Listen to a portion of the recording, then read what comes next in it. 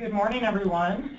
This is Christy Hayes of Geocom, and thank you for attending our webinar this morning. We want to give everybody a project status update on where we're at with the Next Gen 911 Managed Services project, and as well as talk about some of the next steps that are coming up in this project. So we appreciate everybody taking a few minutes out of their day. What I'd like to do right now is we happen to be having a project team meeting, and I'm going to go have everybody kind of go around the room so everybody on this call knows who's in the room with us. So, Shawnee, would you like to start? Sure. Hi, everyone. Shawnee Rechtenbaugh, State 911 Coordinator. And just one quick question. Ryan, I'm just wanting to make sure that you got on. I see you sent me an email and he was having trouble getting logged on. Are you able to tell Christy if he got in? Okay, very good. And then sitting beside me, normally at the moment is an empty chair, is Scott Strom from LR Kimball. And he just stepped out of the room for a minute, but he'll be back in and join us as well. Ted Rooflet, a member of the 911 board and with Pennington County 911. Marlene Haynes with Mitchell Regional 911, and I also serve on the 911 board. Lori Soul, and I'm the JS manager for the city of Sioux Falls. Doug Jarvinen, I'm the JS coordinator for Pennington County and Rapid City. I'm Chris Jensen, I'm from Geocom. Okay. Just a few housekeeping items.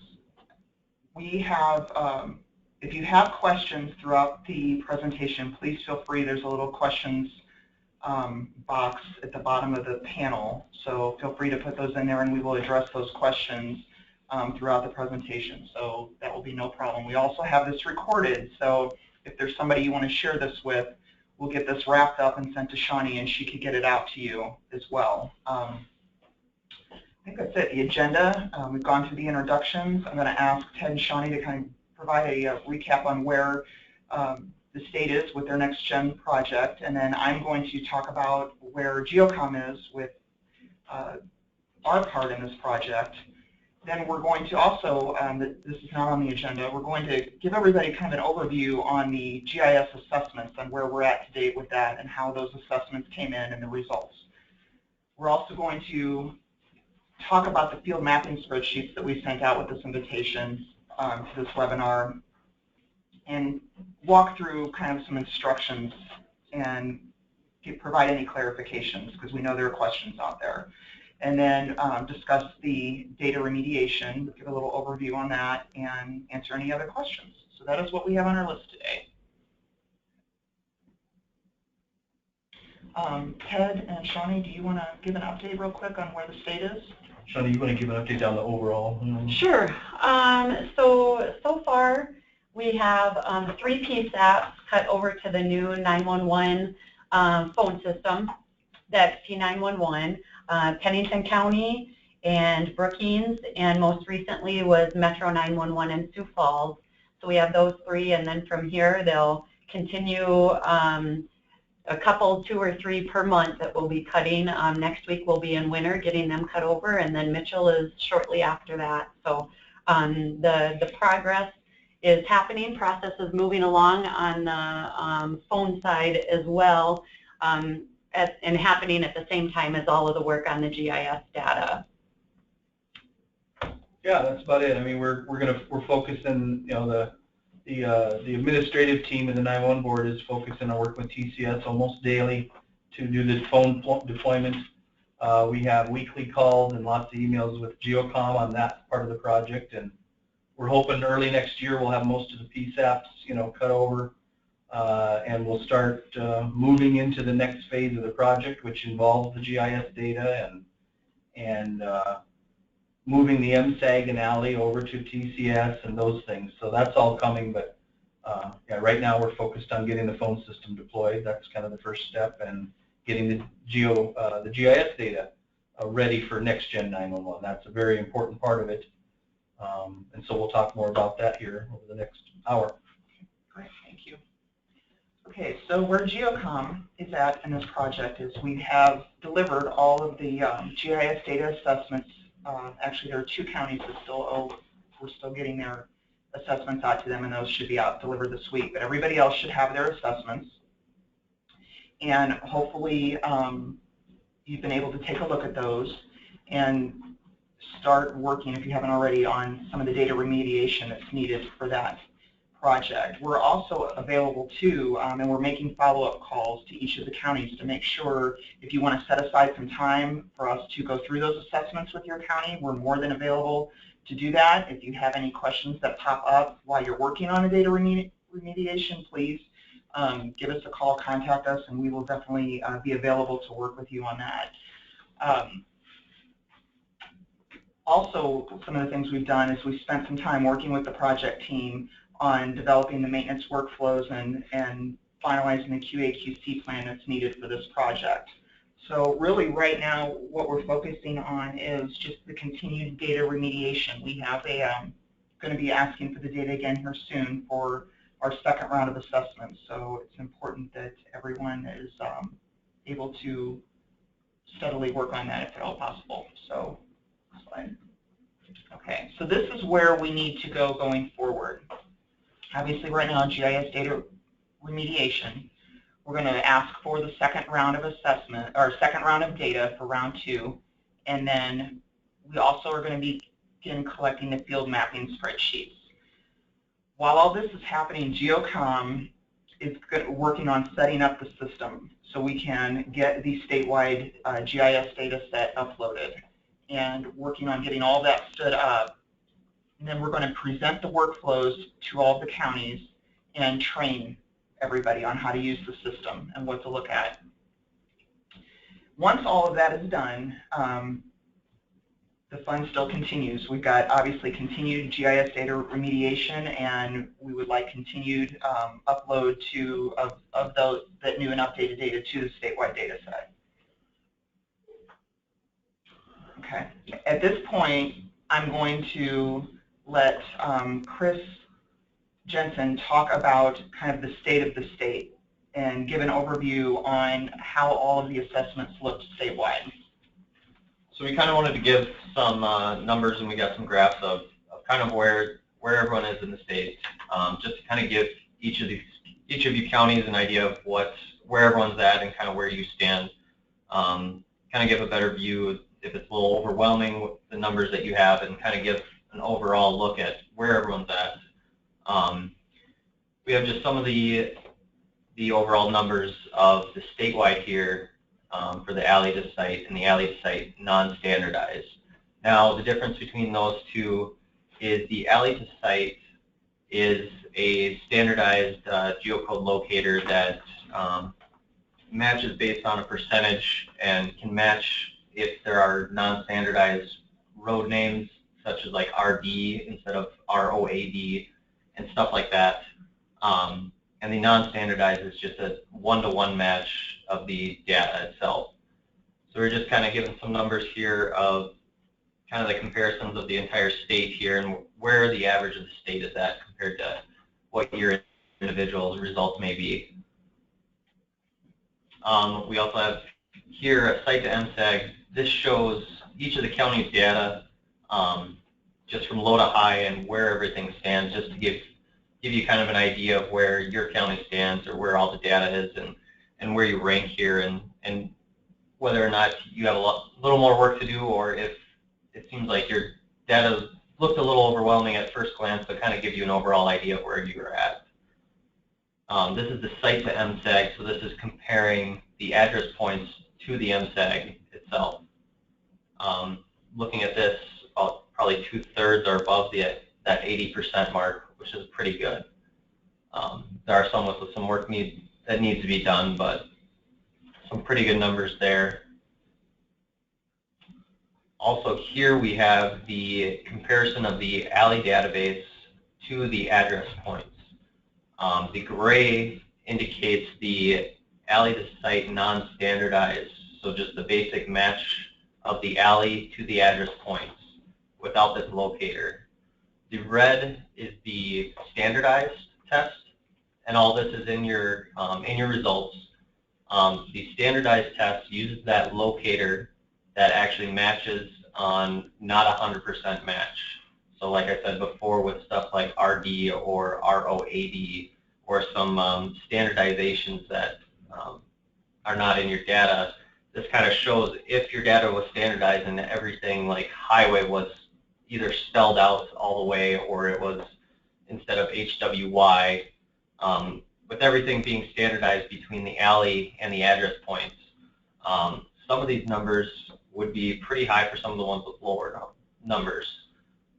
We also, when you're looking at your results, this is one thing you can focus on is the street name standardization, because as you can see here, some of the results can jump up a lot higher with some of those quick fixes of maybe a field calculation of highway to from HWY to spelled out highway, or how the alley to site, the differences there. We also have the same thing just for the alley to the streets layer. This one obviously has a little better results, but again, the lower percentages there, a lot of standardization issues that can be corrected pretty quickly.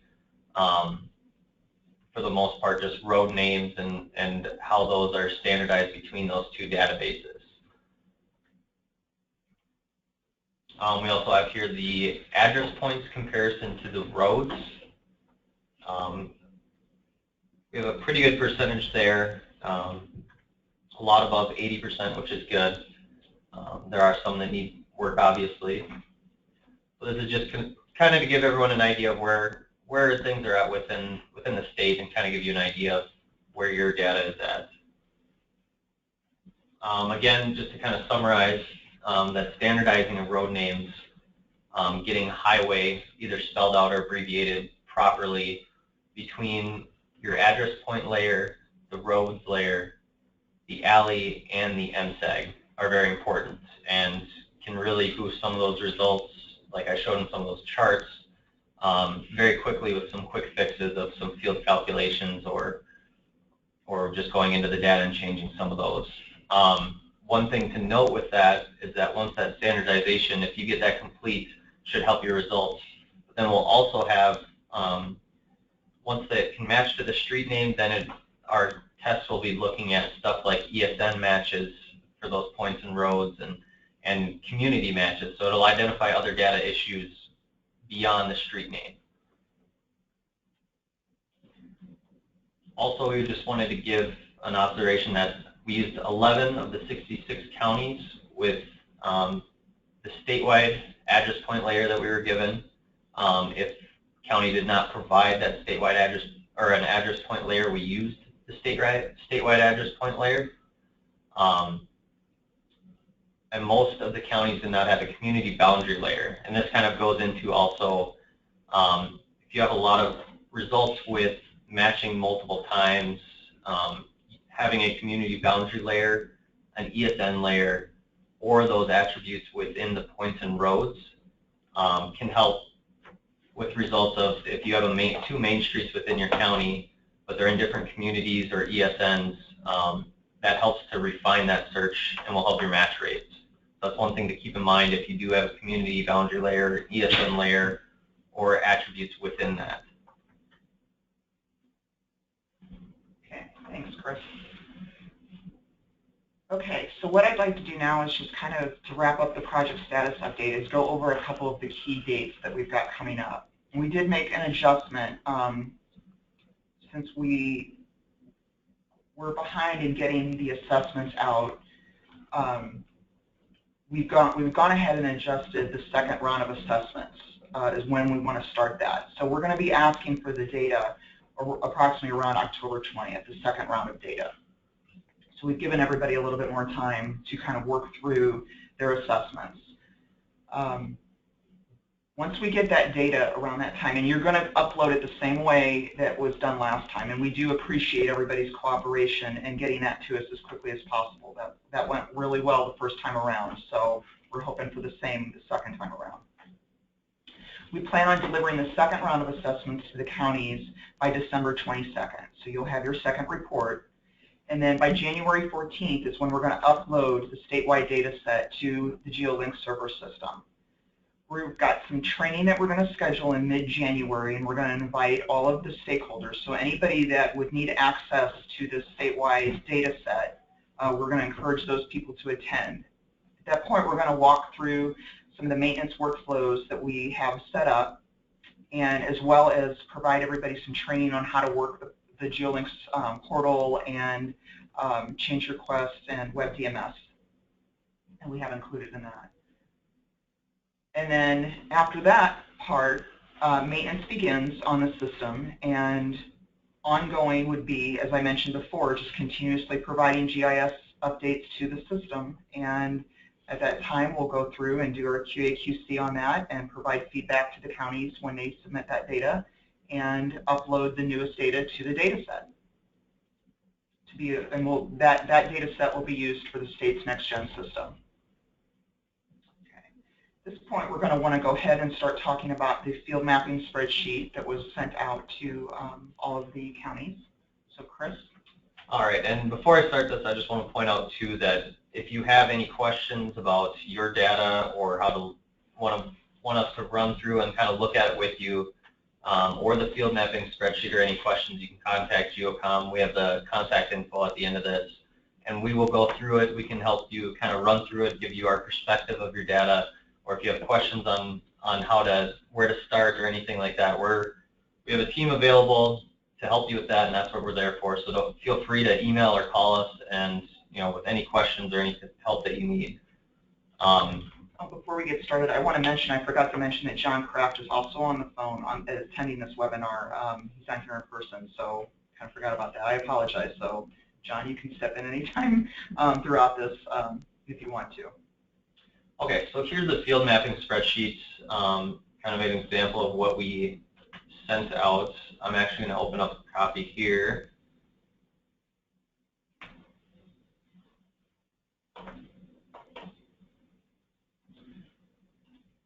And I'll just kind of go through this a little bit as a kind of overview of what we're expecting from everyone. On this first page, we have the layers that you'll be submitting if you have these. If not, we'll put an NA on there.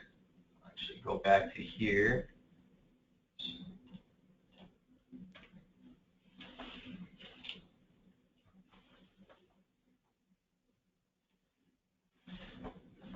So if you have these layers, we'll want the name of those layers so we know. I know in the first round of assessments, we had some multiple address point layers. We received a little bit of question on which ones to use, so this kind of, from here on out, we'll clear that up. One thing I'd like to note is like the emergency service boundary errors, ESNs, or the fire, law, and medical. We will be moving. We can take just an ESN and create the fire, law, and medical from it if the attributes are correct for it. Otherwise, we prefer to get that separate fire, law, and medical layers. If you have questions on that, again, feel free to let us know. And the authoritative boundary layer, that in I think almost all circumstances can be just the county boundary layer. Can you explain why we need this field mapping spreadsheet? Okay, yeah, so a little background on the field mapping. When we get your data, there's different field names, there's other layer names and stuff, and to put all this data together into one giant data set, we need the road name to be just one name. We need to know which road name to use. So what this spreadsheet is going to do is basically take the relevant fields from your data and transfer them to this statewide data set. So things like the address, the house number, if you have multiple house numbers from an old one or something like that, we want to be able to put in the correct house number field into this master data set. And so we need to do this field mapping to be able to transfer all of your data correctly into the master data set. We also have, if you have a road alias table, we don't come across this too often, but if you want to know more about this, let us know. But this is kind of for if you have a highway or something, but it's also known as another road name, and you have a table that has this, or you have a different layer that has this. A lot of times, people might have this in their actual road layer as a field. And we can use that too. I'll kind of mention that once we get over to there. Also the county and municipal layers and cell sector layers if you have those available. So what we're going to go through here is the important thing you would want to look at is the field name. We have a description here of what that field is. Jump back over to here.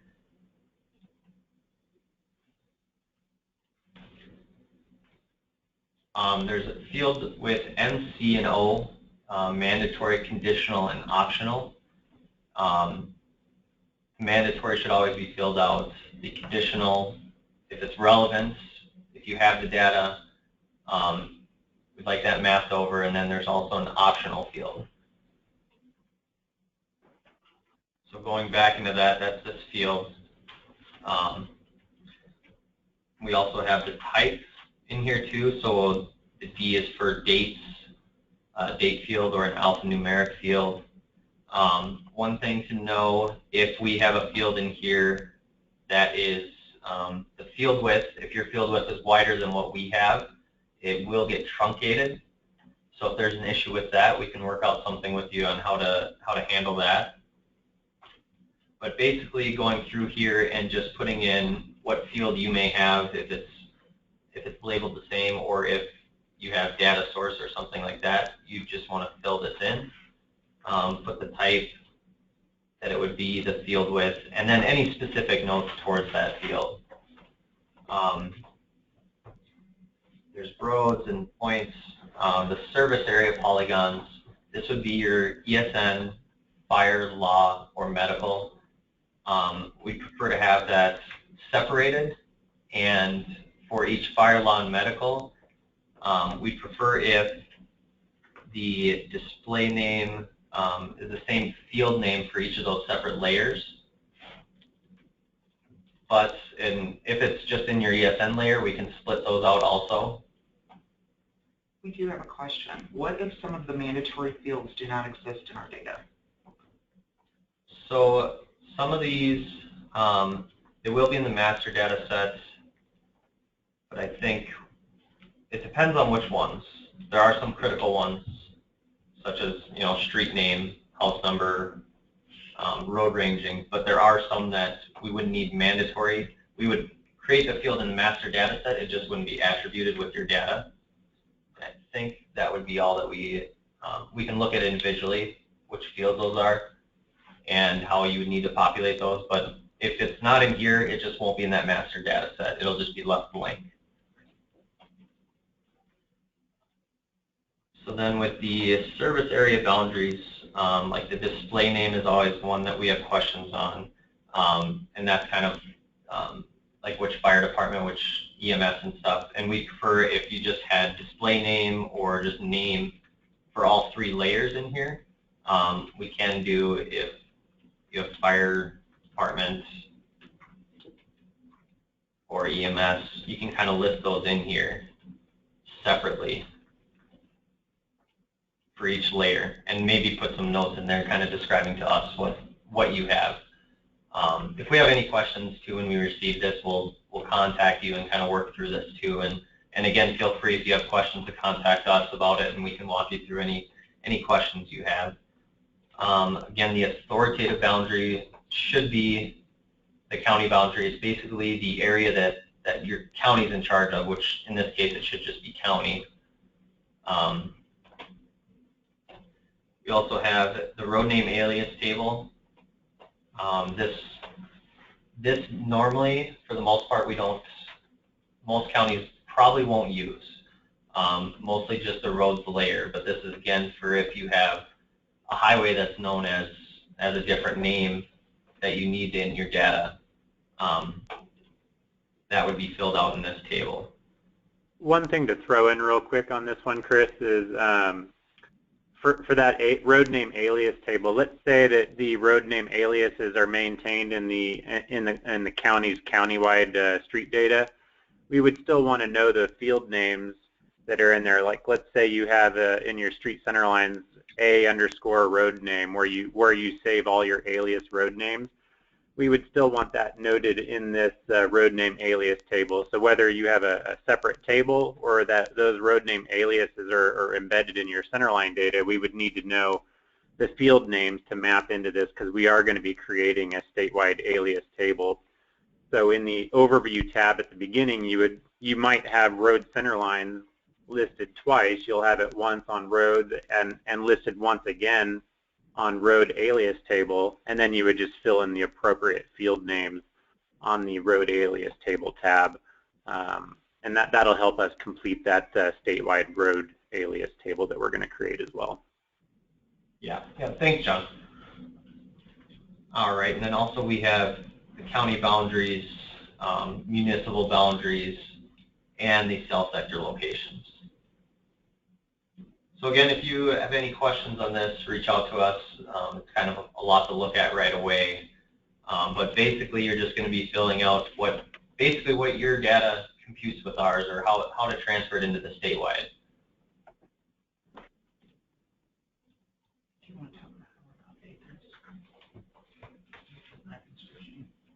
Oh yeah, and then also I should add that anytime your data changes, if there's a schema change, if your roads layer has full name for the street field and you change it to full street name or something like that, this field mapping sheet will need to be updated.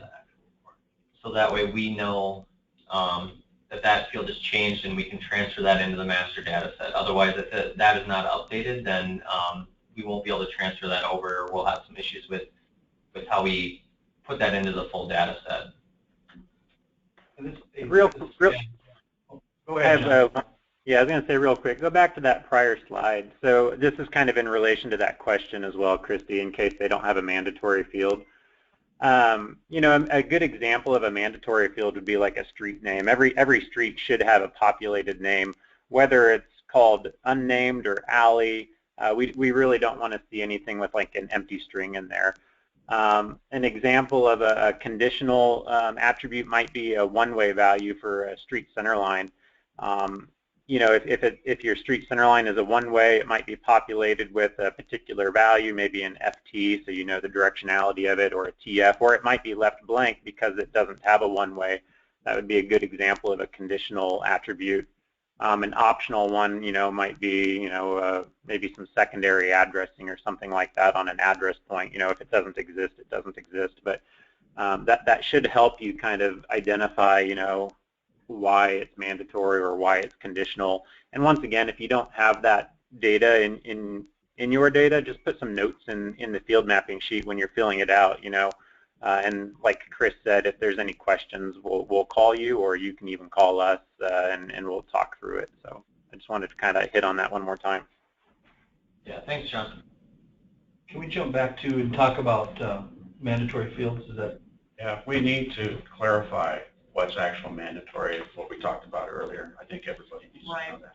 We're going to send this field mapping spreadsheet out again, and what it's going to include is a list of the fields that we will go ahead and that are mandatory, obviously, that we will go ahead and populate for you, so you don't have to worry about doing that. We'll have a new updated field mapping spreadsheet along with a set of instructions too. So don't panic that you don't get it all here. We'll definitely get you some more information as to how to go through this process.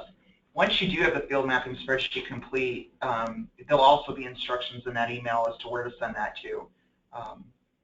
And we'll keep that latest version on file unless you make a change. And if you make a change, go ahead and make the change to the field mapping spreadsheet and send that back into us. So we can, next time you upload your data, we can get that processed for you with no problem. And Don, that should clear up some of the confusion on that. Yeah, we talked earlier, and fields like state or county name, most people are not going to have that in their data because they don't need it. Geocom is going to populate some of those fields, so they'll be sending out something additional on that. Yeah. Okay. So now we want to kind of go back to just follow up with some more the data remediation, give you just a little bit more information on that. These are the three areas, in addition to what Chris had mentioned earlier, that the low-hanging fruit, so to speak, are the ones that if you could tackle going through that data remediation would be most helpful. So you want to, Chris, add to this? Yeah, so the topology is a big issue. It's kind of simple, just the road center lines and polygons.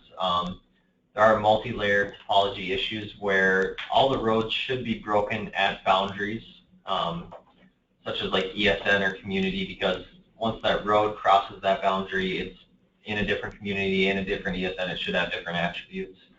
The other big one is overlapping road centerline ranges. Fixing this will also fix a lot of address point to road errors. If you have overlapping road ranges, address points will be found, or alley records will be found in multiple places, and that'll cause an error. So that'll kind of fix a few different errors in one fix. The non-matching street names in the NSAG alley to GIS data synchronization checks.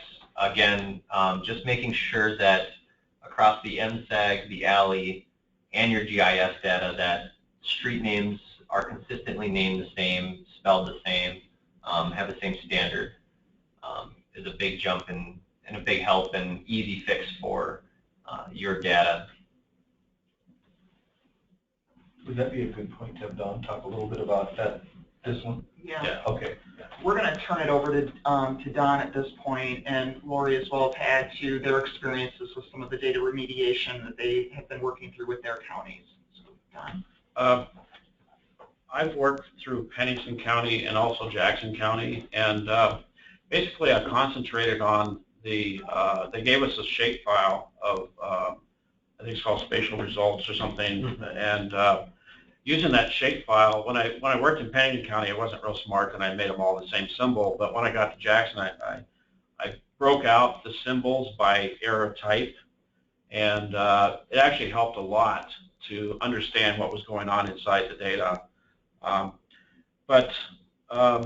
Just want to sort of encourage you to take a look at the data, and if you use something like this, and again, GeoCom can provide this as a layer file to use an ArcMap. Once you see, for example, if you look on the slide, there's a whole bunch of question marks about in the middle. That's basically an address point that doesn't have a matching road name. And I think what you'll find in your data is, for example, the ones in the middle there, it's probably one road name that is not, that's probably, I think that's a highway, that's probably HWY, and the address points may be spelled out highway, so that doesn't match. So by changing a few things, you can actually fix a bunch of errors all at once. I know that the project to me was very intimidating when I first looked at it and said, oh, I got 5,000 errors in my data. How is that possible? Really what it amounts to is, you fix one possible road name or one address range, and you may fix a whole bunch of rest that are associated with that. For example, I had a road in Pennington County out in the western part of the county.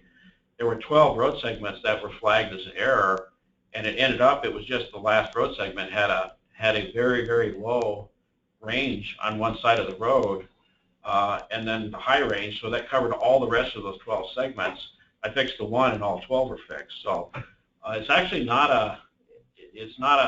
once you get into it and look at it, it's not quite as intimidating, as you first may think. So anyway, my experience now with 2 counties is it's definitely a doable project, and I actually appreciated the analysis. Our data in Pennington County is actually 25 years old, and over the years, a lot of little bitty errors, mostly range errors, have crept in, and we have odds and evens on the same side, and a few, lots of places that we found, and we had some typos that we found. But it's nice to have somebody look at our data, and I really appreciated the analysis myself. And ends up, it really wasn't hard to do. It did take some time for all of Pennington County, including Rapid City. I probably spent maybe a week and a half or 2 weeks on that. But again, we've got maybe a couple 100,000 road segments and 60,000 address points. So it's a fairly large data set. Jackson County, for the whole county, what I can do, because I'm not the addressing authority, I might have spent maybe a week on that. And so it's actually, the project is very doable. It's a nice analysis. And my approach that I took was, I'm going to work on the address points versus the roads first, and then when I go in and look at the alley, I think a lot of those alley problems have been fixed just by working on the address points of the roads. Our MSAG happens to be really good because Ted maintains it, of course, but so we didn't really have any errors in that. But so anyway, my encouragement is just take a look at the data, break the errors out in some way so you can understand them. And the Geocom folks have been very helpful to me, and they'll answer your questions. And you're also certainly welcome to call me if you got questions. I've talked to a couple of different counties about how to approach their analysis and how to work with the data. And I think they were satisfied and now see that it's a doable project. We'll send this layer file over to along with the field mapping spreadsheet. So anybody that wants to use this will have access to it, no problem. Don, I have a question on this layer. As you fix, like where those question marks, you said maybe it was a problem with one segment that created problems with 12 or 50 other segments. As you correct those errors, does this layer then update? No, it does not. You got to re-symbolize it or something? No, actually, you'll have to wait until another round of analysis. Oh, okay. What I did is I made paper maps, and I just marked on the paper maps using different colored felt tip markers. When something was fixed, I colored it blue, and when something in the future needs an exception, I colored it yellow and things like that. So I have a few colors and notes on maps. The other thing is I'm not, GIS here in Pennington County is not the addressing authority, so I have to go to other people to get some things fixed. So I printed out individual maps, 8.5 by 11 maps for them, and wrote notes on them, and then I made copies for myself so I know what needs to be done. But for our county and our city, it's been a good project, and we have some addressing problems that we've known about for a number of years and really haven't had the I guess, political will to get those fixed, and this is going to give us a real boost, I think, in getting some of our addressing fixed. A comment that we received from a participant said that I did something similar and added a field in the shapefile to keep track of the errors that have been corrected. There you go. I didn't think of that. That's a great idea. You can even definition query, certain values out, so it just kind of cleans it up as you go along too. So that'd be nice on a shapefile like this to see as you're correcting the errors. To see them driving, give you that encouragement to keep going. Well, that's a great idea. I wish I'd thought of that. I'm not that smart. This is Lori from Sioux Falls, and that's what I did too, where I created, I have a shapefile that I primarily focused on my street center line because I do have a colleague in my office who works on the address points. So what I did was I flagged ones for him to look at too when I realized, okay, it's not me, it's the address point, and we are the addressing authority, luckily, so he can verify that and do the research on it. But I did the same thing where I created a field and I marked, future exceptions that I think are going to be future exceptions since I can't log that now. But I also did the same thing where I looked at these piece by piece, because if you look at it as, okay, I have 10,000 errors or something, it's very overwhelming. So I did something similar as Don, and I symbolized a certain way, but then I approached them error by error is how I did it. I didn't just go down the street segment. I approached the no street name error, got those fixed. And I'll be honest with you, I did sort by number of errors, and so I did the small number of errors first, so it looked like I was accomplishing a lot. But where I'm from, it's definitely a group effort. I'm in Sioux Falls. I've got another colleague in my office who helps me, plus I've got Heidi and Josh in Minnehaha County who work on their data. So we're kind of looking at this as a big, huge group effort, and although it was very overwhelming at first to see this many errors, like Don, our GIS has been around a long, long time. Human errors happen, especially things like the street ranges, or an odd even gets flipped. And sometimes we just have some addressing that, yes, it's awful, and that's the way it is. Where we've got address ranges that are not even close on either side of the street, and maybe there's some weird duplicates in there, and maybe there's a vacated street, but yet that's still what the address is. So we just mark those as exceptions and try to fix them if we can, but otherwise sometimes there are some historical issues that we have to live with too. We have a participant that asked that I repeat that idea that I had read off. They added a field in the shapefile to keep track of the errors that have been corrected. So, okay. Well, and I want to thank Don and Lori for their input. I think I can understand a lot of the folks that got your assessment back when you first opened it, like both of you.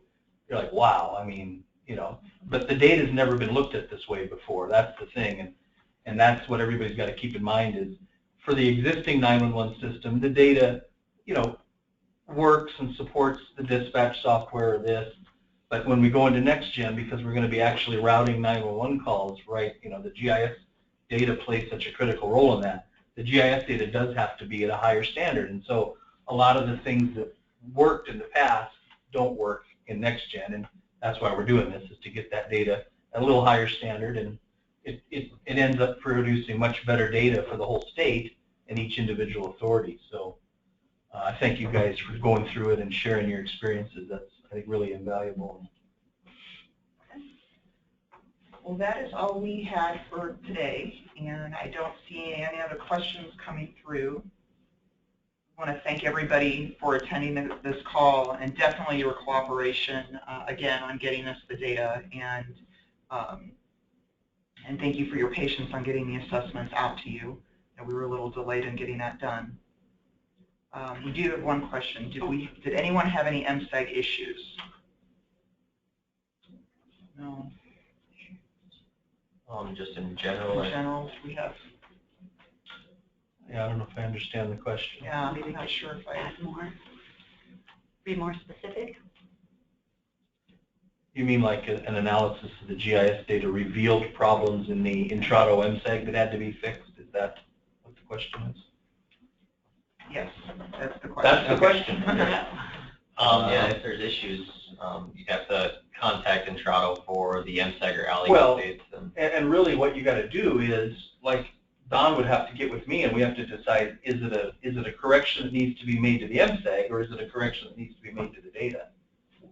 In some cases, the MSEG might be right, maybe the data is wrong, or vice versa. So, you know, but if you decide that it is an MSEG issue, then yeah, you would need to have your 911 coordinator make that adjustment to the MSEG. Thank you. Shawnee, you have one more? I was just going to make one comment. I just really wanted to encourage everyone to reach out and take advantage of the technical assistance that GeoCom is providing. That's part of the whole contract that we have with them. So I'd encourage you to not be afraid to call and ask them questions. Some of you have called me as well. I'm not a huge help to you other than to tell you better people to call. But I think we could agree there's no dumb question that you can ask. You don't need to be embarrassed about if you think your data is worse than someone else's. Believe me, I ask all of the dumb questions and many that are beyond dumb. So it's fine. We want you to get the help you need and don't want you to sit there frustrated because you can't figure out where to start or what to do. So if you're more comfortable in reaching out to me first, feel free. I'll get you connected with whoever you need to get you the support that you need as well. So we don't know what to do or how to help you if we don't have your questions. So I just really want to encourage you to do that. We've got one more question that came in. Are changes to the ALI handled the same way as changes to the MSEG? Today? Yeah. I mean, today, yes. You know, we're still with the legacy ALI, so we're still with CenturyLink and Intrado for MSEG and ALI. That will transition in the future. Instead of logging into Intrado's product, you'll log into a similar site that is set up by TCS to do your MSEG and ALI corrections and whatnot. But today and until further notice, I mean, all of the 911 coordinators will be advised well in advance of that, and there will be training. I mean, that's all part of TCS's job and contract to provide all that, and that's coming next year sometime, probably mid-year. I'm not sure exactly. I don't have the timeline in front of me, but today nothing has changed as far as how your 911 coordinators do their day-to-day MSEG and ALI stuff. No more questions coming in. As I mentioned earlier, this is recorded, so we will get this to Shawnee, and if anybody needs a copy, just feel free to contact her. Thank you, everyone. Thank you for participating. Yes, thank you. Have a good rest of the day.